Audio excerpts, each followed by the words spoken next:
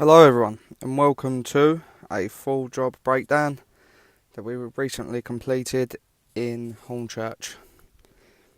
As you can see here, it was a very dirty job. We had a lot of rinsing to do before we even commenced with any of the main clean. The slab work at the bottom of the garden was very dirty. I'd just like to take this opportunity also to thank everyone for the support, all the lovely comments that we've been getting. It's people with loads of constructive criticism, helps a lot. So yeah, we took that into account with this video. We're currently in the process of ordering a tripod, a decent camera, just so it makes it easier, and then one of us ain't got to stand there holding the camera, or sometimes I stand there myself holding the phone. I say camera, it's a phone. Yeah, as you can see here, we had to give it a good old rinse, get rid of loads of old like grime, dirt, even compost. There was loads of stuff on it and old leaves and stuff. So we thought we'd start with a good old rinse off, get rid of all that before we commence with the clean. I'll be popping in and out of the voiceover commentary as I let you watch the satisfying parts without my annoying voice going over the top. So I'll keep popping in and out, but enjoy. Here we're applying our chemicals. Just thought it was necessary to start off with a pre-wash, soaking of the chemical, just lift any grime, as it was very dirty, hasn't been touched in years. Our chemicals have a few different components in. Mainly all my chemicals have sodium hypochlorite in, as if you ask anyone they'll say SH. That's our main component. Few other soapy chemicals in there, like soapy concrete cleaners. Sometimes I'll add a dashing of Fairy Up liquid just to give it a good old foam up. It helps all the chemicals stick to the actual blocks or slabs rather than washing away quite easily. So before we commence with this flat surface cleaning, we actually let that sit for 20 minutes, just have a real good go of soaking right in. Then we started with a flat surface cleaning. This flat surface cleaner was purchased as we was upgrading all our equipment. It's a WaterTech, I believe, 22-inch flat surface cleaner.